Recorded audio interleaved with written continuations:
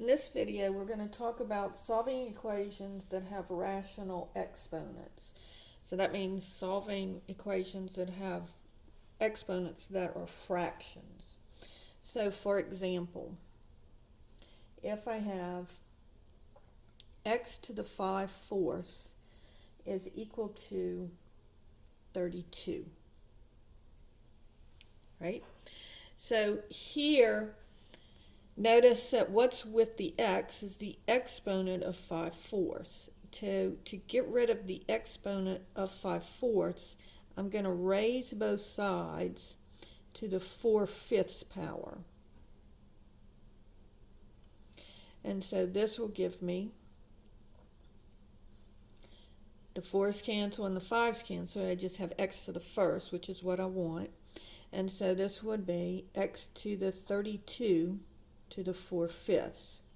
Now if you recall, this means you want to take the 5th root of 32 and then raise it to the 4th. So first, taking the 5th root of 32, I would have 2 to the 4th, and that would give me 16. So my answer here is x is equal to 16, right? Let's do another one similar to this. If I have x to the 3/2 is equal to 125. So I'm going to raise both sides to the 2/3 power. And so I will have x is equal to 125 to the 2/3. So then I'm going to take 125 to the 2/3 power. And so this is going to give me, first I take the cubed root of 125, so it's 5, and then I square it, and I get 25. Now, you can use your calculator to do these. So first let's do 32, and then I'm going to do y to the x, and then I'm going to raise it to the 4/5 power. So I do open parentheses, 4 divided by 5 equals, and I get 16. Or if I have 125, y to the x, and then I'm going to do open parentheses, 2 divided by 3, close parentheses, equals 25. All right? Now, if I can also use my ABC button. I can say 32, y to the x, and then do 4 ABC 5, which means 4/5. And again, I get 16. Or 125 raised to the ABC, 125 raised to the 2 ABC 3, and that gives me 25. So these are fairly easy to do with the calculator. Or you can just, if you know your roots, they're not hard to do with just remembering what your roots are. Now, there's one problem in that if I have x to the 2/3 equals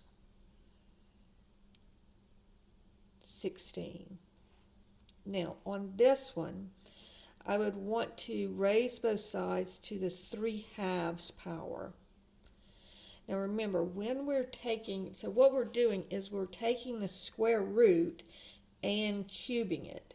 So when we have this, you do have to remember to do plus or minus, because you're taking the square root of both sides.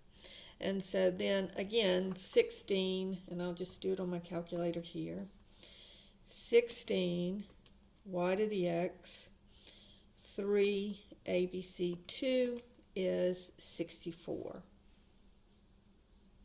So I get both positive 64 and negative 64. All right.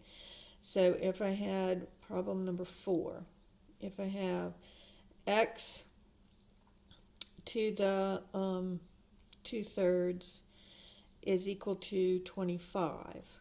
So again, you're going to raise both sides to the 3/2 power. But remember, when you're taking that square root, you have to do plus or minus. And so this is going to be x is equal to plus or minus, and then that would be 25 y to the x 3 ABC2. And so that's 125. And basically the square root of 25 is 5, and then cube it and you get 125. So that's how you do the simplest equations. Now let's look at problem number 5, which is 3x to the 3/4 is equal to x to the 1/2. So on these, I want to go ahead and do them by factoring. So I'm going to set it equal to 0.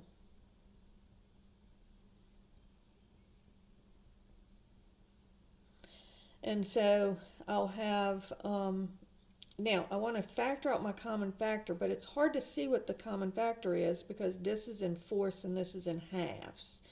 So what I'm going to do is I'm going to make this multiply numerator and denominator by 2. So this would be 2/4. And I know it's an exponent, but they still work the same as fractions. So you can do everything. You can reduce, you can multiply, numerator and denominator. Anything you can do with fractions, you can do with fractional exponents. So now I'm going to factor out. So notice this one has x to the 3/2, and this one has x to the 3/4, and this one has x to the 2/4. So they both have in common x to the 2/4. So that will leave me with, if I factor that out, and here I'm subtracting my exponents. So 3/4 minus 2/4 would be 1/4. And then here they would cancel. So x to the 2/4 divided by x to the 2/4 is 1. So now I'll go ahead and change this back to x to the 1/2, reduce it, is equal to 0. So this term is equal to 0, or the 3x to the 1/4 minus 1 will equal 0. So here I just square both sides, and 0 squared is 0, so one answer is 0. And then on this side, I have to subtract my 1, and then divide by 3. So I get x to the 1/4 is equal to 1/3, and then I raise both sides to the 4/1, or 4th.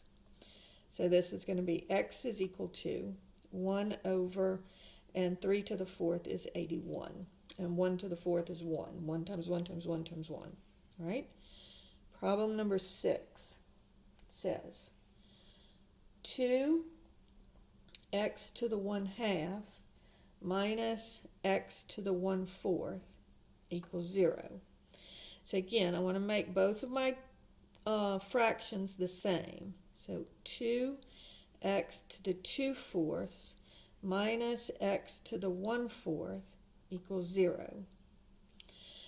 So on this one, I'm going to factor out what they have in common is x to the 1/4. And I'm left with 2, and then I subtract.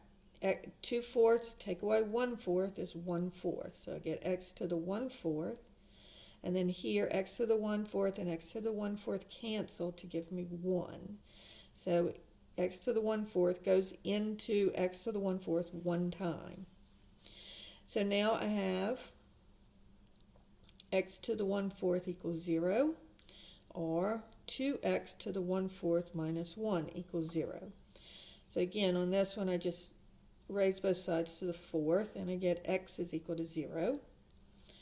And then on this one, I have to subtract add the 1,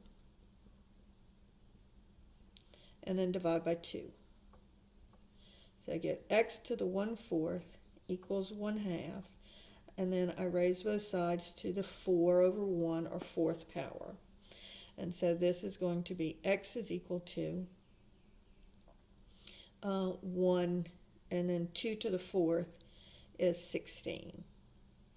And so that's your answer on this one. Now, on any of these that you're doing the raising it to the 4th power rate or squaring both sides or anything, in general, you should check your answers, and these are easy to check. On these, all of the answers work. So here I got 2 answers here and 2 answers here. But the way that, let me just show you how to check this one. So you would have 2 to the 2 times 1/16, square root of 1/16 basically, minus the 4th root of 1/16. And I want to know that that's equal to 0. So this would be the square root of 1/16. So this would be 1/4 minus, and then the 4th root of 1/16 is 1/2. So this gives me, if I reduce this is 2 over 1 times 1/4, so these can cancel. So I get 1/2 minus 1/2 equals 0. So it does check. And so will all the rest of them. But that's how you would go about checking it. All right, problem number 7 says x plus 5 to the 3/2 is equal to 8. And so that's going to give you, you're going to raise both sides to the 2/3 power. And so I get x plus 5 is equal to, and I do have to remember that I have plus or minus if I'm taking a square root, but in this case I'm doing a cube root. So this is 8 to the 2/3. And so that's going to be 8 y to the x 2abc3 equals 4. And notice, if you take the cubed root of 8, you get 2, and then square it, you get 4. Right? And then I'm going to subtract 1 from both sides. Subtract 5 from both sides. And I get x is equal to -1. And again, if you want to check this one, notice it's -1 plus 5 to the 3/2, and I want to see if that's equal to 8. And so this would be 4 to the 3/2, which would give you, take the square root of 4, and you get 2 cubed, and that is equal to 8. And so it does check. All right. And then problem number 8 is x plus 1 to the 2/3 is equal to 4. All right. So this one is going to give you, raise both sides to the 3/2 power, and you get x plus 1, because the 3/2 and the 2/3 cancel, is equal to, and then 4 to the 3/2 is going to be 8, so 4 y to the x 3abc2 equals 8. But here we are taking the square root of both sides, and so we have to have plus or minus 8.